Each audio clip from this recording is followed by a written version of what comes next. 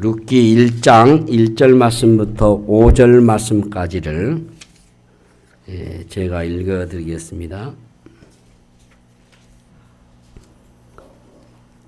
사사들이 치리하던 때에 그 땅에 흉년이 드니라.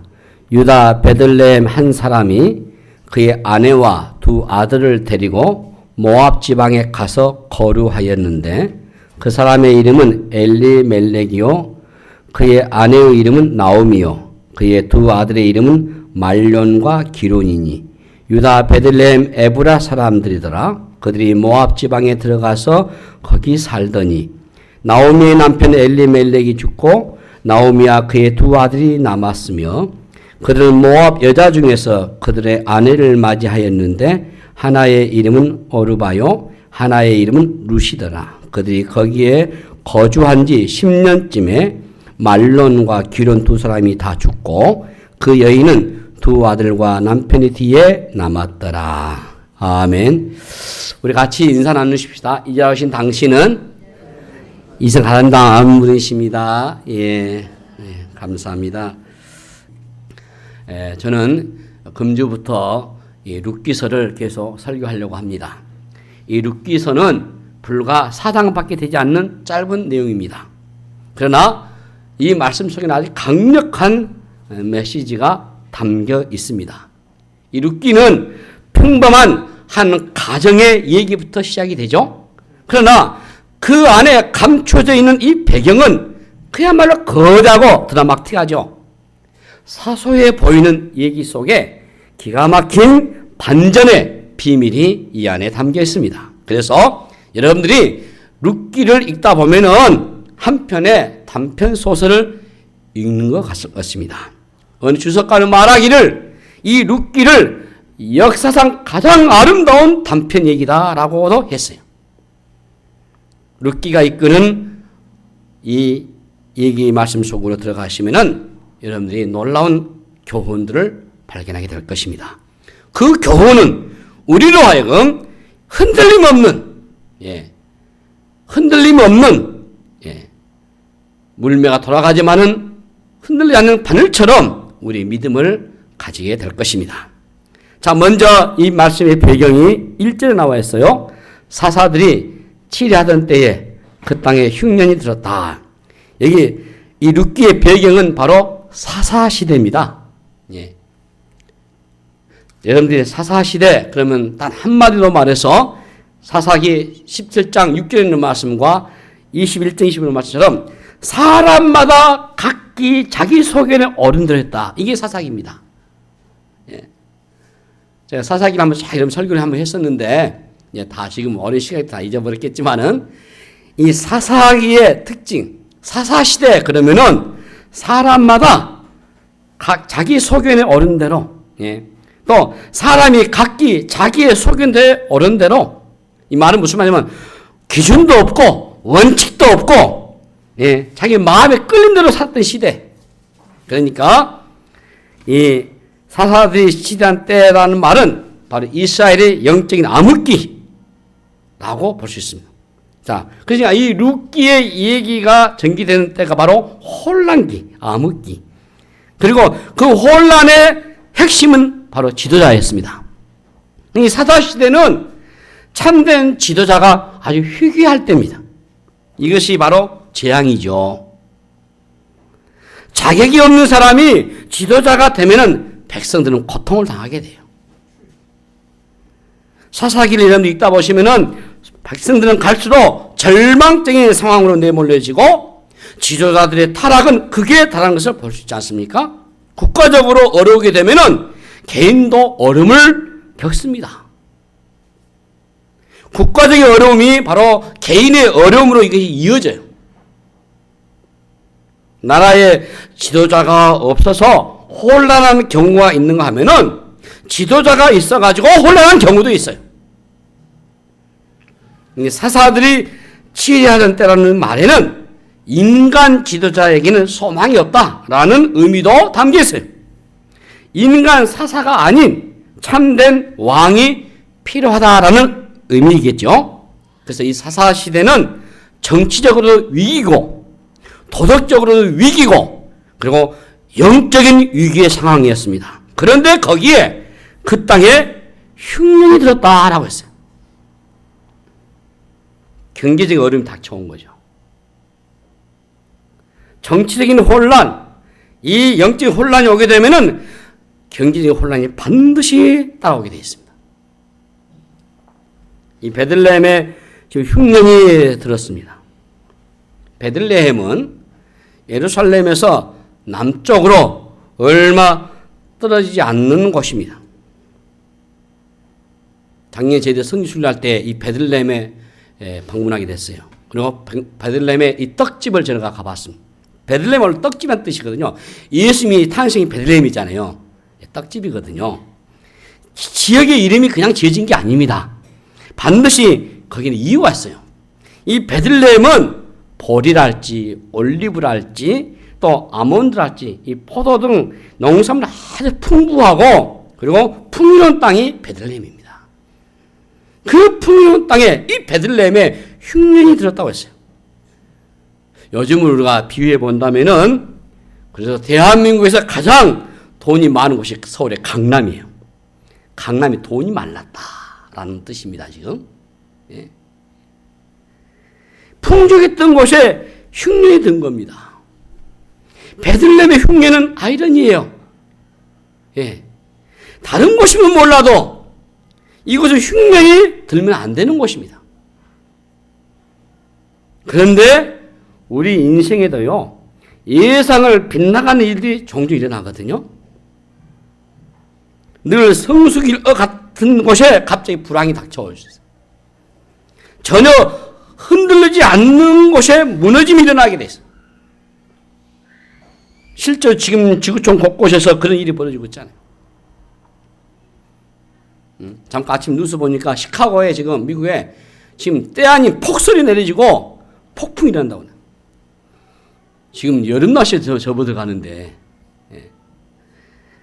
잔잔했던 바다에 폭풍이 일어나는 것처럼 고요한 그 사막에 한차풀을 분간하기 힘든 모래 폭풍이 불닥친 것처럼 지워버려버린 것처럼 쓸어가버린 것처럼 성수기가 비수기로 변할 수 있어요.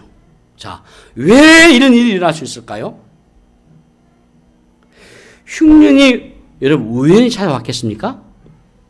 흉년은 자연현상이죠. 예.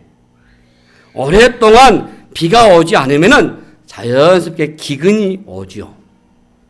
그러나 단순히 자연현상이라고만 하기는 좀 어렵지 않습니까? 그러나 일반적으로 역사상 이스라엘의 이 기근은 말할 때 하나님의 심판이라고 할 수 있어요.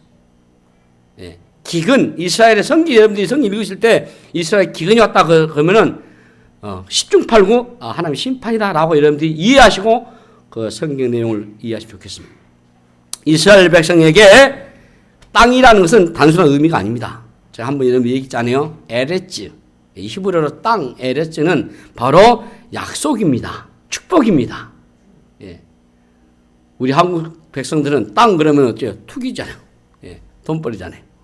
예. 그런데 이스라엘은 그렇지 않아요. 하나님과의 언약입니다. 언약. 예. 이 축복을 주은 이 땅에 흉년이 들어가지고 백성들이 고통당한다는 것은 단순히 자연현상으로만 설명할 수 없어요.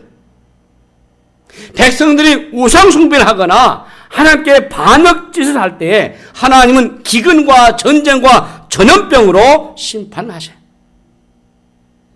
예루살렘도 마찬가지입니다. 예루살렘에는 하나님의 성전이 있어요. 하나님의 임재를 상징하는 여호와의 법궤가 그곳에 있습니다. 그럼에도 불구하고 종종 적들이 침략을 당했어요. 그것은 하나님의 무능 때문이 아니고 이스라엘 백성들의 범죄로 인한 하나님의 내버려 두심, 유기, 바로 심판이에요. 베들레헴에 흉년이 떴다고 하는 것은 여러분들이 간단하게 생각할 일이 아닙니다. 무너지지 말아야 할 곳이 무너져 버렸어요. 마음을 푹 놓고 있었던 곳에서의 의외의 사건이 터져버린 거예요. 기근은 우연히 온 것이 아니에요. 어떤 일도 우연히 일어나지 않습니다. 모든 것에는 그 안에 메시지가 있고 의미가 있어요. 여러분들이 룻기서를 읽다 보면은 참 우연한 것은 아무것도 없다라는 것을 좀 놓치지 않았으면 좋겠습니다. 1절을 보면은 한 남자가 그의 아내와 두 아들을 데리고 모압으로 이주하는 장면이 나오잖아요. 이들은 기근을 피해서 베들레헴에서 모압으로 이주를 합니다. 이사를 했다 그 말이에요. 흉년이 드니까 생계를 해결하기 위해서 온 가족이 이주한 것으로 볼 수 있잖아요. 그 이주 그 자체는 특별한 의미가 없어요. 어떡하든 살아보려고 이주한 것 뿐입니다. 누구를 탓할 것이 없어요. 그런데 한 가지 짚고 넘어갈 문제가 있습니다. 하나님의 백성이 이방 땅으로 이주한 것이에요. 지금 이 모압은 이방 땅이거든요.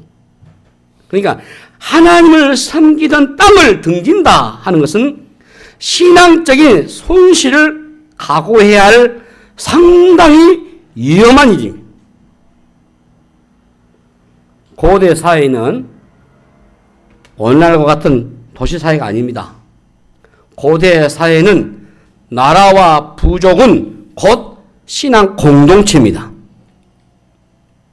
자신이 살던 땅을 떠난다고 하는 것은 신앙 공동체를 떠나는 것과 같습니다. 우리 신자들은 그래서 이사를 하거나 이민을 갈 때 그냥 결정하면 안 돼요.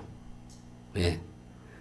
그 이사하려는 이유가 무엇인지 스스로에게 물어보셔야 돼요. 깊이 고민해 보셔야 돼요. 좀 더 나은 삶의 환경을 이해함인지 아니면은 하나님의 선한 목적을 가지고 옮기는 것인지 깊이 고민하고 물어보셔야 돼요. 기도를 많이 하시라 그 말이에요. 우리는 삶의 터전, 이 직장, 이 사역지를 그냥 마음대로 옮기는 거 아닙니다. 하나님의 뜻을 물어보고 하나님의 인도를 받으셔야 돼요. 하나님이 우리를 그곳에 살게 하신 데는 이유가 있지 않겠습니까? 떠나야 한다면 떠나야 하는 분명한 이유를 확인해 보셔야 돼요. 그 이유가 정당한 것인지 하나님이 그 이유가 기뻐하시는 것인지 생각해 보셔야 돼요. 하나님의 인도를 받으셔야 돼요. 목적지가 분명하지 않으면 방황하게 돼 있어요. 결별되게 돼 있어요. 거기는 아픔이 따르게 돼 있어요. 특히 이스라엘 백성에게 땅은 통치의 개념이 강했어요. 베들레헴에 기근이 들어가지고 그들이 그것을 떠났다고 하는 것은 하나님의 통치를 벗어나겠다라는 뜻이 강했어요. 겉으로 보면은 생존을 위한 것 같이 보이죠. 거기에는 하나님을 따르는 것보다 현실적인 필요를 더 중요하게 여기는 생각이 있습니다. 하나님으로부터 멀어지는 일은 항상 은밀하고 미묘하게 이게 벌어집니다. 우리는 이 생존의 문제와 신앙의 문제 사이에서 치열한 갈등이 일어나게 되죠. 일생 동안 이 두 가지 싸움이 늘 함께 이게 병존하거든요. 모압으로 이주하자 엘리멜렉의 두 아들은 자연스럽게 이방의 여인들과 결혼을 했어요. 다음 주에 설교도 또 하겠습니다만은 이제 그때부터는 본격적인 내용이 전개되겠죠. 이 엘리멜렉과 나오미가 두 아들의 결혼돼서 별다른 문제의식을 느끼지 않는 것 같습니다. 그러나 본래 이스라엘 백성들은 이방인과의 결혼이 금지되어 있어요. 법으로. 이게 신명기 23장 3절 말씀이에요. 거기 보면은 암몬 사람과 모압 사람은 여호와의 총회에 들어오지 못하리니 그들에게 속한 자는 10대뿐 아니라 영원히 여호와의 총회에 들어오지 못한다 라고 하나님 말씀되어 있어요. 그런데 엘리멜렉의 가족은 모압으로 이사를 하고 나서 자연스럽게 이방 사회에 스며들고 있었다. 그들의 이 같은 선택이 가져올 후유증이 무엇인지 우리는 알 수 없어요. 그러나 이것은 우리에게 중요한 메시지를 지금 던져주고 있잖아요. 인생은 매 순간이 저는 선택이라고 봅니다. 그래서 이 선택의 기준은 분명해야 되고 선택할 때는 여러분 신중하셔야 돼요. 예. 경솔한 선택은 인생을 망가뜨릴 수 있기 때문에 그렇습니다. 이 룻기를 통해서 우리는 이 선택에서 계속 잘 살펴보셔야 될 거예요. 자, 과연 모압은 안전한 곳입니까? 이 룻기 1장은 우리에게 안전한 장소는 안전한 곳은 없다. 예. 그 메시지를 지금 주고 있는 거예요. 안전한 동네가 어디 있습니까? 나오미와 엘리멜렉은 생존의 위협을 피해서 모압으로 갔어요. 그러나 더 큰 어려움이 그 땅에서 그들을 기다리고 있어요. 위기가 닥쳤을 때는 그 상황에 집중하기보다는 그 위기의 원인에 관심을 가져보셔야 돼요. 위기의 원인을 알지 못하면은 순간의 위기는 모면할 수 있겠지만은 또 다른 위기가 찾아와가지고 더 큰 괴로움이 되게 돼 있어요. 그렇다고 한다면은 이 룻기의 위기의 원인이 무엇일까? 여러분 무엇이겠습니까? 바로 사사시대라고 하는 시대적인 배경이 알려있잖아요. 영적으로 어두운 시대, 하나님과 멀어진 삶에는 위기가 닥쳐올 수밖에 없어요. 하나님을 등질 때, 하나님과의 관계가 문제 생길 때는 반드시 위기가 찾아오게 돼 있어요. 엘리멜렉의 가정이 살던 그 사사시대 자체가 이게 원인이 됐잖아요. 하나님의 백성이 베들레헴을 떠난다라고 하는 것은 신앙적으로는 느슨해진 인상을 주고 있지 않습니까? 엘리멜렉이라는 그 이름 뜻이 있어요. 뭐냐면 나의 하나님은 왕이시다 그 뜻이거든요. 예. 이 아들의 이름에서 아버지의 신앙이 표현되는데 그런 점에서 볼 때 이 엘리멜렉은 신앙적인 유업을 받은 인물임에 틀림이 없어요. 그런 그가 영적인 선택이라고 생각하기 어려운 지금 결정을 내렸잖아요. 그 위에 할아버지부터 아버지로부터 신앙을 본받아가지고 엘리멜렉이라 하나님 나의 왕이다 이런 그 신앙의 정통 가문에서 말이죠. 아무 시대가 영적으로 느슨하고 위기고 그리고 그곳에 지금 경제의 문제가 압박이 돼가지고 흉내져서 이럴 때에 모압으로 갔다. 우리가 좀 한번 잘 비교해 보시면 지금 우리의 삶과 많이 적용해 보시면 참 좋겠다 얘기죠. 하나님과 관계에 문제가 생기면 사실 분별력이 떨어지거든요. 분별력이 떨어지게 되면은 지혜롭게 선택할 수 없어요. 예? 인생 매가 순간 선택을 했잖아요. 근데 지혜롭지 못하니까 엉뚱한 선택을 해버린 거예요. 예? 좀 우리가 주님께 뭐라 하십니까? 지혜가 없을 때는 기도하라 했잖아요. 기도를 안 합니다. 할 수 없고 할 마음이 어디 있겠어요? 또 그 시대가 어떤 기준도 없고 원칙도 없고 지 마음대로 살던 시대 아닙니까? 요즘 그런 시대 아니에요? 요즘 자기가 최고잖아요. 감히 나를 건드려? 그런 시대 아닙니까? 조금만 말 한마디 해도 다 갑이잖아요. 자기가 얼마나 주가 됐습니까? 좀 표현이 여러분 심합니다만 자기 하나님이에요 지금 시대가. 하나님도 자기를 못 건드려요. 자기가 왕이란 말이죠.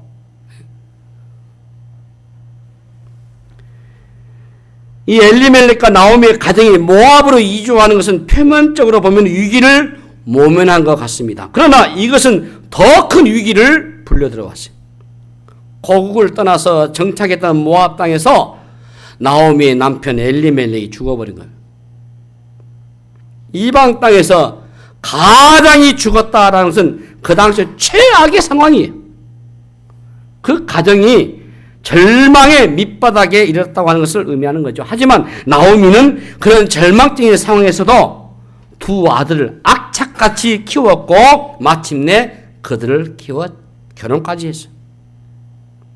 절망 가운데 있던 나오미가 오랜만에 행복을 맛보았을 겁니다. 어두웠던 가정에 아마 기쁨이 찾아왔던 듯 합니다. 나오미에게 예상하지 못할 비기상이 또 펼쳐져요. 예? 하문노 화불단행이라. 예. 나쁜 일은요 몰려온다는 뜻이에요. 두 아들 중 한 명이 죽어버린 거예요. 어린 며느리가 졸지에 과부가 되어버렸습니다. 바닥에 또 바닥을 쳐요. 근데 불행은 거기서 끝나지 않습니다. 그로부터 얼마의 시간이 흘렀는지 모르는 어느 날 남은 아들마저 죽고 맙니다. 이때는 그들이 모압 지방에 거주한 지 10년쯤 되었다고 했어요. 이방 땅에서 일점 서럽고 외롭고 기가 막힌 운명을 맞아버린 거예요. 인생을 살다 보면은 이제 더 이상 내가 갈 곳이 없겠다 싶을 만큼 바닥을 칠 때가 있습니다. 그런데 그게 끝이 아니단 말이에요. 바닥 밑에 또 다른 바닥이 있어요. 비극은 나오미의 남편 엘리멜렉의 죽음으로 끝나지 않았습니다.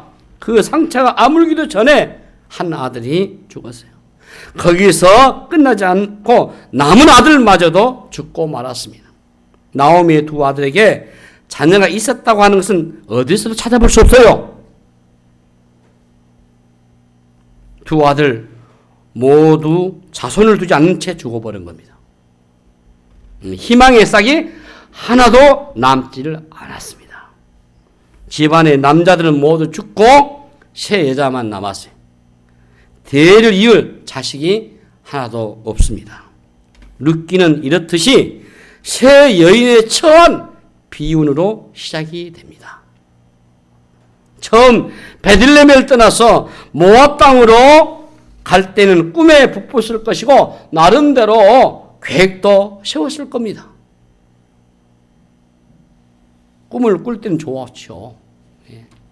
새로운 곳으로 이사하고 새로운 직업을 가지고 새로운 사람을 만나고 새로운 결혼을 하고 자녀를 낳아 키우고 지금보다 더 낫기를 바라면서 새로운 환경을 우리가 맞이하는 거 하지만 오히려 이전보다 못한 방향으로 이게 흘러갈 때가 많아요. 엘리멜렉과 나오미의 가정도 여느 사람들처럼 평범한 꿈을 꾸었을 겁니다. 그런데 꿈에 근접해 가는 듯 하다가 어느 순간 이게 어긋나기 시작했단 말이에요. 우리가 룻기를 읽다 보면은 왠지 낯설지 않다는 느낌을 받게 됩니다. 차이가 있긴 하지만은 오늘날 우리의 삶과 크게 다르지 않기 때문이죠. 자, 우리가 사는 동안 이 고통이라는 주제는 끝도 없이 우리를 따라다녀요. 한두 번의 고통, 한두 번의 실패만 끝난다면 얼마나 좋겠습니까? 그러나 삶은 예측할 수 없어요. 예기치 못한 일들이 밀려 들어옵니다. 예. 희망이 절망으로, 멋진 계획과 꿈이 좌절로 찾아올 때 하나님은 계시지 않는 것 같습니다. 룻기 1장, 우리가 오늘 읽었던 1절에서 5절에서는 하나님이 보이지 않습니다. 짙은 어둠만 있을 뿐이죠. 이 고통이라는 거대한 소용돌이에 빠지게 되면은 하나님이 보이지 않습니다. 룻기에는 시대의 어둠과 한 가정의 어둠이 짙게 드리워져 있어요. 이런 상황에서 과연 무엇을 할 수 있을까요? 우리는 이렇게까지 망가진 인생, 이렇게까지 무너진 과정이 과연 다시 일어설 수 있을 것인가? 라는 그런 질문을 가지고 여러분들이 룻기 안으로 들어가 보셔야 돼요. 성급하게 답을 찾으려 하지 마시고요. 절망이 깊을수록 간단하게 답을 찾으려 해서는 안 됩니다. 어설픈 공식을 적용했다가는 오히려 깊은 절망의 심연으로 우리가 가라앉아 버릴 수 있어요. 몇 가지 우리가 성구를 가지고 시험을 이기려 해서는 안 되는 것입니다. 절망의 폭풍이 밀어닥치면은 떠내려가 볼 수밖에 없어요. 인생은 우리의 기대나 소원과 다르게 흘러갑니다. 그래서 고통스러워요. 그럼에도 우리가 한 가지 확실하게 붙들어야 할 것이 있습니다. 그런 중에서도 하나님은 일하신다는 사실입니다. 인간적인 기대가 모두 사라진 때에 하나님이 일하세요. 예. 우리 눈에는 캄캄한 어둠밖에 보이지 않지만은, 그래서 하나님이 어디 계시냐고 우리가 묻고 또 묻게 되지만은 바로 거기에 하나님이 일하고 계신 줄로 믿습니다. 숨이 턱턱 막히는 그런 삶의 여정 중에서도 끊어지지 않는 가득한 그런 생명의 호흡을 보는 눈이 바로 저와 여러분의 믿음의 눈인 줄로 믿습니다. 룻기가 흥미롭고 은혜 넘치는 이유가 저는 여기 있다고 봐요. 그런 기가 막힌 웅덩이에서 우리를 건져내시는 해법을 우리 하나님이 보여주실 겁니다. 이것이 우리가 룻기를 살펴보는 가운데 붙들어야 할 중요한 레슨이기도 해요. 죽고 또 죽는 이 생지옥의 현장에서도 하나님의 일을 이루어 가시는 것을 여러분들이 보시기를 바랍니다. 우리가 그것을 제대로 확인하고 붙잡은다면은 우리는 어떠한 악주권 속에서도 흔들림 없이 우리가 살아갈 수 있을 것입니다. 여러분들이 룻기를 통해서 앞으로 우리가 하나님이 어떻게 일하고 계시는가를 확인해 볼 수 있을 것입니다. 자, 이제 말씀을 마무리하면서 우리 하나님은 살아 계십니다. 그리고 하나님은 지금도 일하십니다. 하나님은 전능하신 분이셔요. 이 룻기의 서론에 해당하는 1절에서 5절의 말씀은 매우 어둡습니다. 그러나 룻기의 마지막에 이르면은 우리로서는 상상할 수 없는 일을 이뤄내시는 우리 하나님을 만나게 될 것입니다. 연속곡을 보는 것처럼 우리가 룻기를 하나하나 짚어가는 동안 우리의 인생의 기가 막힌 반전이 일어나는 그런 하나님을 만날 수 있기를 바라면서 여러분들이 계속해서 룻기를 묵상하시고 하나님이 나에게 어떤 말씀 주시려고 또 어떤 하나님의 은혜를 주시려고 이 말씀 주시는가 새기면서 기도하면서 이 말씀을 상고하고 은혜 되시기를 주님의 이름으로 축복합니다. 기도하겠습니다. 하나님 아버지 은혜를 감사합니다. 룻기를 우리가 읽고 하나님 이 시대 우리 주시는 메시지를 우리가 대하려고 하오니 함께 하시고 성령의 조명과 감동으로 깨닫게 하여 주시옵소서. 하나님 지금도 우리에게 일하신 줄로 믿습니다. 일하시는 그 하나님을 바라보게 하시고 전능하신 하나님을 믿고 나아가는 저들 되게 하여 주시옵소서. 감사하고 우리 구주 예수 그리스도의 이름으로 간절히 기도하옵나이다. 아멘.